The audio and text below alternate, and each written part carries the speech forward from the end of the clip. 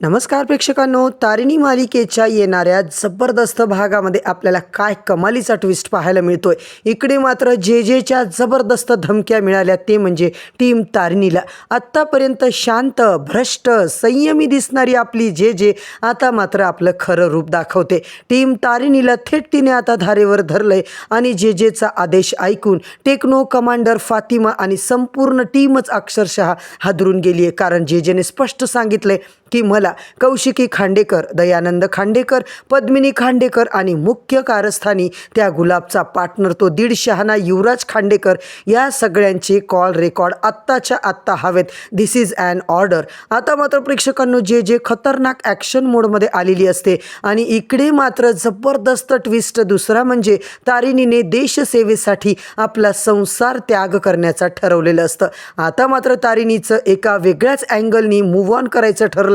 होय प्रेक्षकांनो, येणाऱ्या भागामध्ये तारिणी मात्र देशासाठी आपलं सगळंच स्त्रीधन म्हणा, सगळं स्त्रीत्व, संसार सगळ्याचा त्याग करताना आपल्याला पाहायला मिळणार आहे। इकडे मात्र आता जे नेमकं कोण्या खांडेकरला उचलणार, पहिला वार कोणावर होणार आहे आणि खांडेकरांच्या घरातला सगळ्यात मोठा कारस्थानी कोण आहे, तर ती म्हणजे कौशिकी आणि दयानंद काका।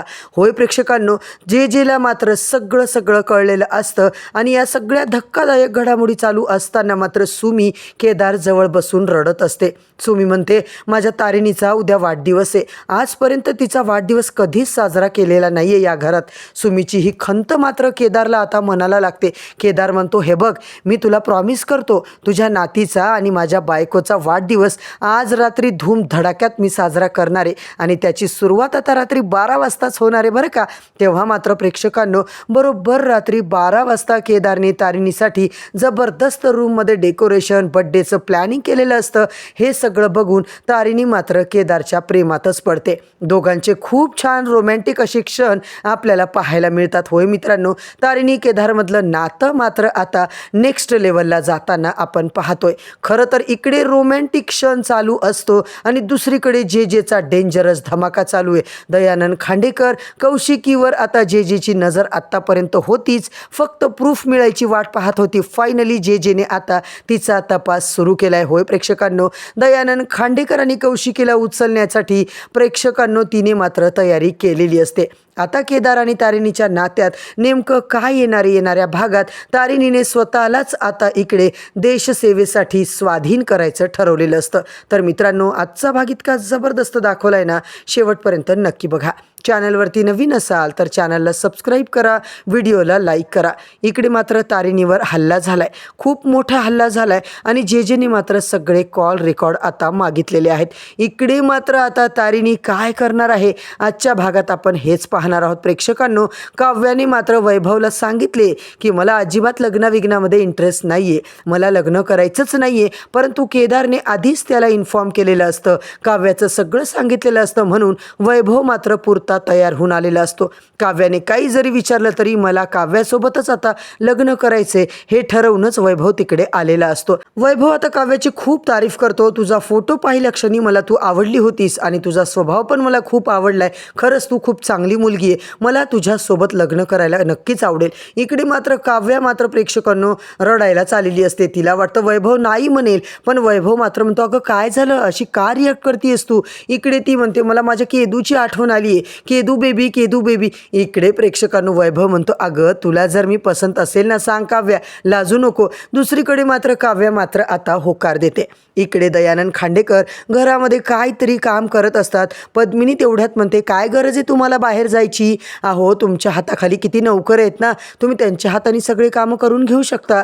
दयानंद खांडेकर म्हणतात, अगं तसं नाहीये, मला जाऊन आता सगळ्या अधिकाऱ्यांना बोलायचं असतं, बँकेत जायचं असतं, MNN मध्ये जायचं असतं, बऱ्याच ठिकाणी मला भेटीगाठी असतात ना, प्लीज तू आता मध्ये डिस्टर्ब करत जाऊ नको। अहो डिस्टर्ब काय, तुमची तब्येत खराब होईल म्हणूनच म्हणतीये ना मी। खांडेकर म्हणतात, तू विसरलीस का, जशी कौशिकी आहे ना, कौशिकी असताना मला काहीच होणार नाहीये, तू काळजी करू नको। तेव्हा ती म्हणते, कौशिकी बरोबर चाललात ना, मग एक काम करा, युवराजवरती एखादी जबाबदारी टाका। युवराज आता इकडे जो चाललाय ना, त्याला काही काम दिल्याशिवाय त्याचं काही होणार नाहीये, तो कामामध्ये बिझी असला तेच बरं असतं। इकडे पद्मिनी मात्र म्हणते, काय विचार करताय तुम्ही, युवराजचा कधी विचार करा, मी सांगते म्हणून तरी करा। अहो त्या इतका कॅपेबल पोरगा आहे माझा, त्याच्या सोयीनुसार त्याला काहीतरी काम द्या ना। पद्मिनी जीव तोडून सांगते की माझा मुलगा, तुम्ही असं त्याला कमी लेखू नका. पण कौशिकी मात्र म्हणते काकू, आत्ताची सध्याची जी काही आता सिच्युएशन आहे ना, त्या हिशोबाने सगळं आपल्याला करावं लागेल.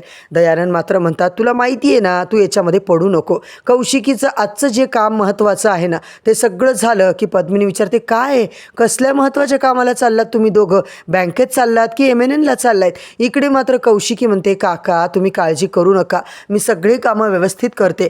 पद्मिनी मात्र म्हणते कौशिकी हे मात्र सगळ्यांच्या बाबतीत आश्वासन देत असतात बरं का, यांचं काय चाललंय काय नाही मला तर अजूनपर्यंत कळलेलं नाही आहे. अगं युवराजला काहीतरी संधी द्या, माझा युवराज वाया जाईल अशाने, त्याला बिझी ठेवा तुम्ही लोक. त्याच्या हक्काचं त्या केदारला का देता तुम्ही? तो केदार कामाचा आणि हा माझा युवराज काय बिनकामाचा थोडीच आहे. तेव्हा मात्र प्रेक्षकांनो आता पद्मिनीचा संताप होत असतो. दुसरीकडे मात्र बेलसर यांच्या घरी वैभव म्हणतो मला तर काव्या पसंत आहे. काव्याला आता तुम्ही विचारून घ्या, तर असल पसंत तर आपण पुढच्या गोष्टी फायनल करू. इकडे तारिणी काव्याला आणायला जाते आणि मालती मात्र घाबरते. तिला वाटतं आता काव्या काही ना काही तिकडे काडी करणार आहे, कारण काव्या कशी विचित्र आहे हे सगळ्यांनाच माहिती असतं. काव्या तुला मुलगा पसंत आहे की नाही? जे काही असेल ते खरं सांग बाई, तू आता सांगशील त्याचप्रमाणे आपल्याला पुढची ॲक्टिव्हिटी करावी लागेल. इकडे काव्या म्हणते हो मी लग्नाला तयार आहे. आणि हे ऐकून सगळेच खुश झालेले असतात. आजी तर एक एक करून सगळ्यांना पेढा देते. इकडे मात्र प्रेक्षकांनो बेलसर यांच्या घरात आनंदाचं वातावरण असतं. केदार मात्र आता तारिणीला म्हणतो कॉंग्रॅच्युलेशन्स, खऱ्या अर्थाने तुझी काव्या आता वैभवची होणार आहे बरं का.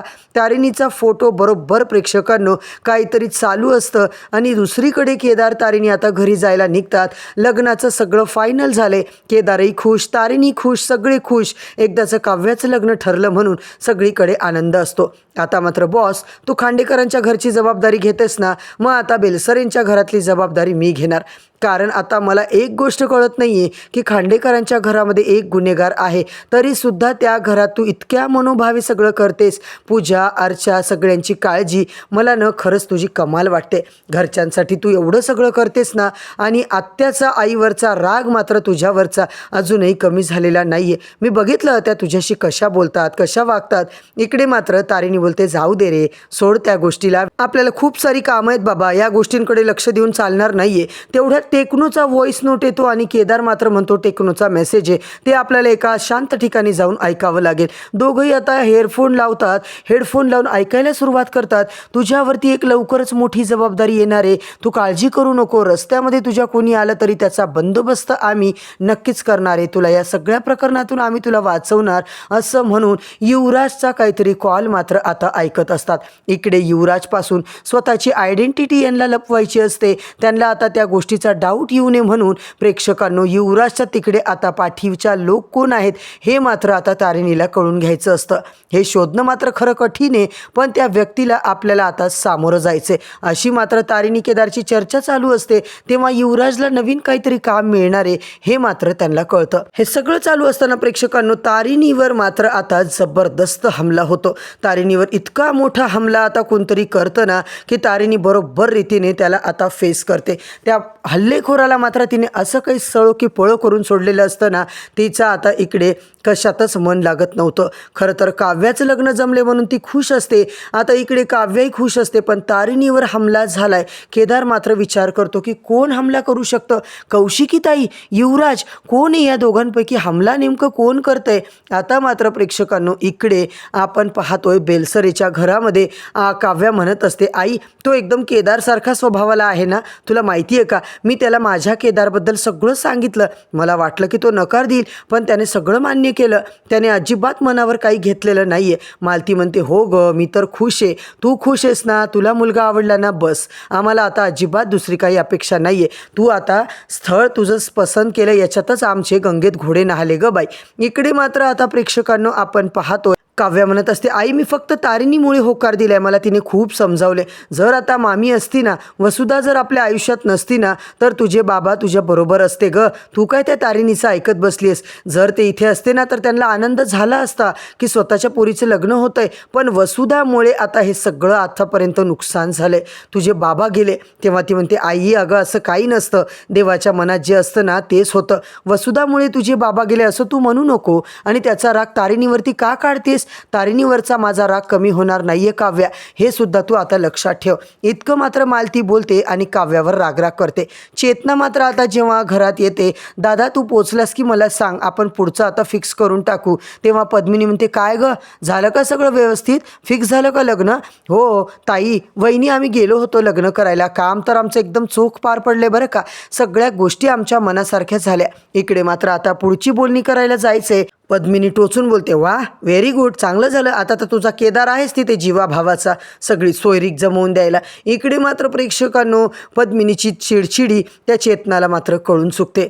चेतना म्हणत असते, नाही वहिनी असं काही नाही आहे, सगळ्यांचीच गरज आहे, सगळ्यांचंच आता आपल्याला चांगलं करायचं आहे ना. इकडे आता लग्नाचं घर आहे, 4 गोष्टी येतात, 4 गोष्टी भाऊजींनाही विचारावं लागतील, सगळ्या गोष्टी मला भाऊजींनाही सांगतात. पद्मिनी मात्र म्हणते, अगं तुझा जो गैरसमज आहे ना केदार तारिणीबद्दलचा, तो आता लवकरच दूर होईल. तुला वाटतं ना ते खूप साधे भोळे आहेत, तुझा खूप विश्वास आहे त्यांच्यावर, पण असं काहीच नाही आहे. ते दोघं किती बदमाश आहेत ना हे तुला अजून माहिती नाही आहे. तेव्हा मात्र केदार तारिणी फिरायला गेलेत, आता तुला काय माहिती आहे, हीच संधी हवी असते त्यांना. आणि चेतना तू मला गोष्टी शिकवू नको, त्या दोघांना मी पुरतं ओळखून बसले. तेव्हा मात्र आता घरातली फुलं संपणार होती ना, म्हणूनच तारिणी फुलं आणायला गेली आहे. पद्मिनी म्हणते, अगं कसली फुलं, नुसते फिरण्याचे चावट धंदे करायचे असतात त्यांना, नवऱ्याबरोबर नुसतं फिरायचं असतं तिला गाडीवर, म्हणून ती गेली आहे कारण सांगून. चेतनाला मात्र वाईट वाटतं की पद्मिनी आता तारिणीबद्दल असं नको नको ते बोलते. इकडे मात्र आपण पाहतोय तुझ्या भावाच्या लग्नाची सगळी जबाबदारी भाच्याची तारिणी केदारनी घेतली आहे ना, मग आमची काय गरज आहे बाई तुला? अहो वहिनी असं का बोलताय तुम्ही? पद्मिनी सारखेच तिला आता टोमणे मारत असते. इकडे मात्र दुकानात जशी तारिणी जाते तिच्यावर मात्र आता हमला होतो. इकडे आता आपण पाहतोय प्रेक्षकांनो, गजरे वगैरे घेत असताना एक माणूस ब्लॅक कलरची हुडी घालून तिच्या जवळ येतो आणि त्याने मोठा चाकू काढलेला असतो. तेव्हा मात्र आता तारिणी फुलं घेण्याच्यामध्ये गजरे घेण्याच्यामध्ये बिझी असते आणि इकडे तिच्यावर हमला होतो. तिच्यावर चाकूने तो वार करायला जातो, तेवढ्या तारिणीने त्याचा हात मात्र पक्का पकडलाय. तिचा आता ग्रीप थोड्या वेळ पकडलेली असते. तारिणी सरसावते, त्याला पकडायला जाईल तेवढ्यात तो माणूसच तिकडून सटकतो. तारिणीचा संशय वाढलाय, हे सगळं काय चाललंय, धावत पळत तिकडून ती जायला लागते. तेवढ्यात ती मुलगी म्हणते, ताई तुमचे पैसे बाकी आहेत हाराचे. तेव्हा मात्र प्रेक्षकांनो केदार तिकडे येतो. काय ग बाई मला सांग, एक मॅडम इथं आल्या होत्या ना, कुठे गेल्या? ती म्हणते, दादा ती ताई तिकडे गेली, अहो पैसे पण दिले नाही. तिच्या जवळ आला की ती धावत पळत निघून गेली, कोणीतरी आलं होतं तिच्या जवळ. आणि इकडे मात्र केदारला लगेच कळतं.